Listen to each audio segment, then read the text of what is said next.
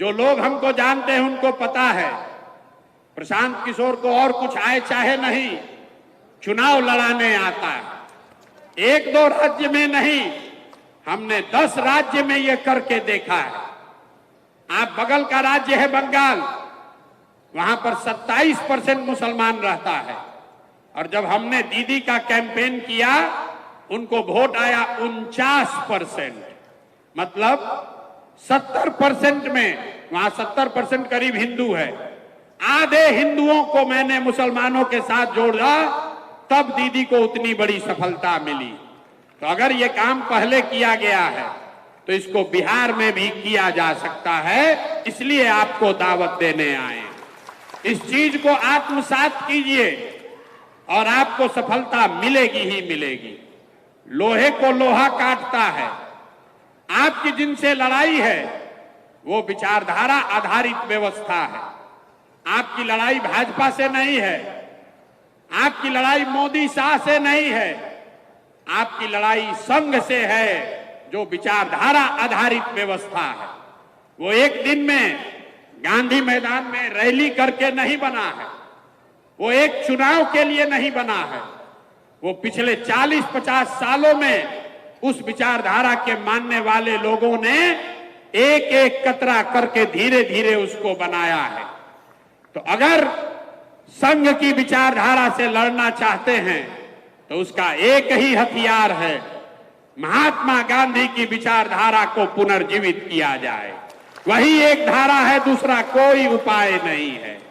तो जन सुराज वही प्रयास है, महात्मा गांधी की विचारधारा को फिर से पुनर्जीवित किया जाए, जिसमें गांधी, अंबेडकर, कम्युनिस्ट और समाजवाद को मानने वाले लोग मुसलमानों के साथ मिलके सामाजिक राजनीतिक ऐसा गठजोड़ बनाएं जिसको कोई चुनाव में हरा नहीं सकता है।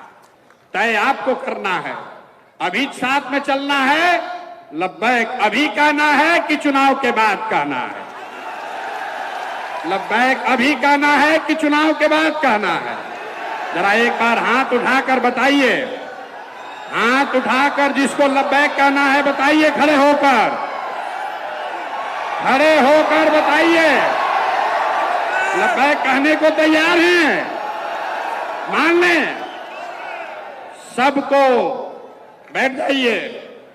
सबने आपको एक दूसरे के साथ देखा है, पूरे मंच को साक्षी रख के, इस सभागृह में बैठे, इस मजलिस में बैठे सबको साक्षी रखकर आपने लब्बैक कहा है। आपने कहा है, लब्बैक इसलिए नहीं कहा है कि जन सुराज को वोट देना है, लब्बैक इसलिए कहा है कि हम लोग मिलके वो व्यवस्था बनाएंगे कि अपने बच्चों के साथ इंसाफ कर सके। हिस्सा बनने की वजह क्या है वो आप बहुत आसानी से प्रशांत किशोर ने जो कहा आप उसको समझ गए। यही वो वजह है कि आपकी सियासी हिस्सेदारी मिले।